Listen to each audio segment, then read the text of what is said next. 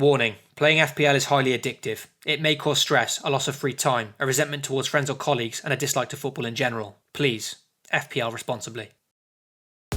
Welcome back to the Fixture Watch, the series that uses the official FPL fixture difficulty ratings to determine which teams have a good or bad run of fixtures over the next 5 game weeks.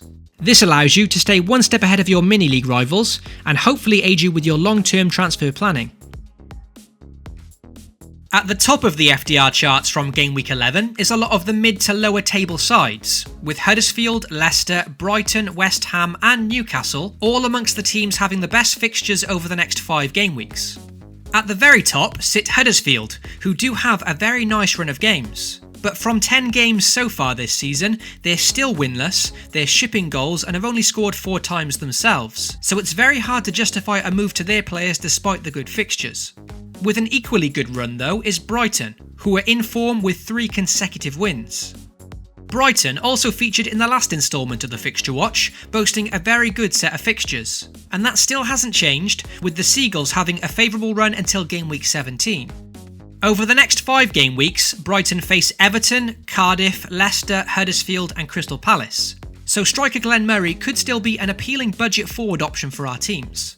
Brighton also boast a very impressive defensive record of late, keeping 3 clean sheets on the bounce, so Matt Ryan and Shane Duffy are definitely budget options worth considering. Another side towards the top of the FDR table is Leicester City, who also have a very nice run of fixtures. Leicester face Cardiff and Burnley in their next 2 games you'd expect them to get some goals in, and they also boast a nice fixture against Fulham soon, a team that is shipping a lot of goals lately. Although fixtures against Brighton and Watford aren't the easiest, they're by no means the worst either, with Leicester avoiding any of the top 6 over the next 5 game weeks. Understandably, many managers are losing patience with James Maddison lately, with the midfielder blanking in the last 3 game weeks. But given this good run, there's definitely scope to allow him more time in your squad, so think carefully before ditching the playmaker. Also towards the top of the FDR table are West Ham, who on paper have an extended run of very good fixtures now.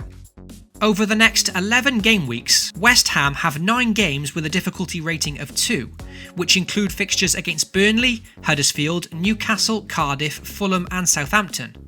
This very nice run takes us all the way up to January, with only their game week 13 fixture against Man City looking unappealing.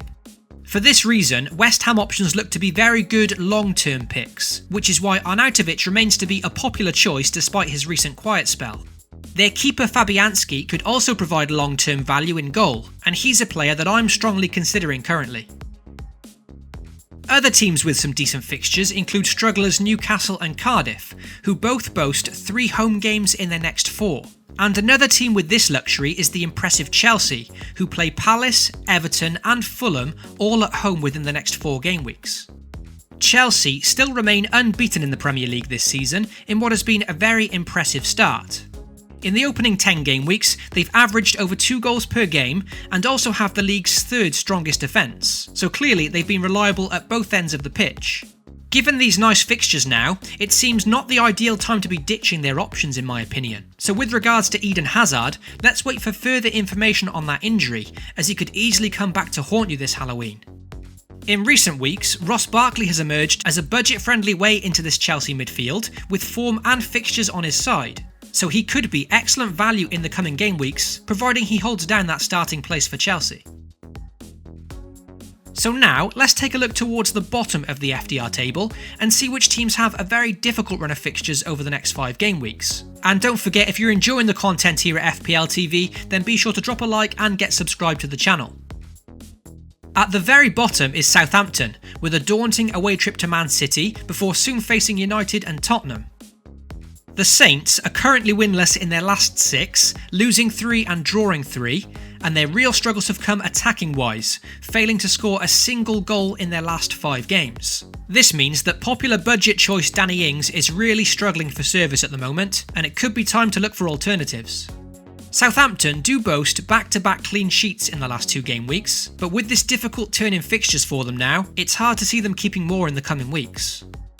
One of the very notable teams towards the bottom of the FDR table is Arsenal, who after 8 Premier League games unbeaten do now head into a very difficult run of games. Arsenal face Liverpool, Tottenham and United in 3 of the next 5, along with a trip to inform Bournemouth, so on paper some tricky fixtures for the Gunners. Joint with Chelsea, Arsenal are currently the league's second highest scorers, with an impressive 24 goals scored so far. So if you own them, I think forward options Aubameyang and Lacazette are still very viable options for the time being. But if you don't own them yet and are thinking to purchase, then be sure to keep this tough run of games in mind. Defensively this season though, Arsenal have definitely struggled, keeping just the 2 clean sheets in 10 games. So if you were thinking to invest in their defence for the coming weeks, it could be something to avoid for now, especially given their tough run of fixtures and Hector Bellerin's injury concerns. A few other teams towards the bottom of the FDR table are Crystal Palace, who still maintain a nightmare set of fixtures, Wolves, who now face Tottenham and Arsenal following back-to-back defeats, and also Bournemouth, a team bang in form but with some very tricky upcoming games. The Cherries have shown excellent form of late, with 3 wins and a draw in their last 4. This form has seen many FPL managers with at least 2 of their options in their squads, like Brooks, Fraser or Callum Wilson. They do now face a turn in fixtures though, with 6 of their next 10 games having a difficulty rating of 4 or more. So that's definitely left some wondering how best to manoeuvre from here. Within their next 3 games, Bournemouth face United and Arsenal, and although FPL have given these a difficult rating, I believe these fixtures aren't that bad for Bournemouth, with both being at home and United and Arsenal struggling defensively all season. So given Bournemouth's impressive form of late, personally I think there's scope to hold on to their players for now and perhaps assess the situation again in 2 to 3 game weeks time, as their fixtures do remain difficult for a while now. So that wraps up this instalment of the FPL Fixture Watch. Hopefully it's given you some good insights to manoeuvre through the upcoming game weeks, and if you found it helpful then be sure to drop a like and get subscribed. FPL responsibly, and I'll catch you all in the next video.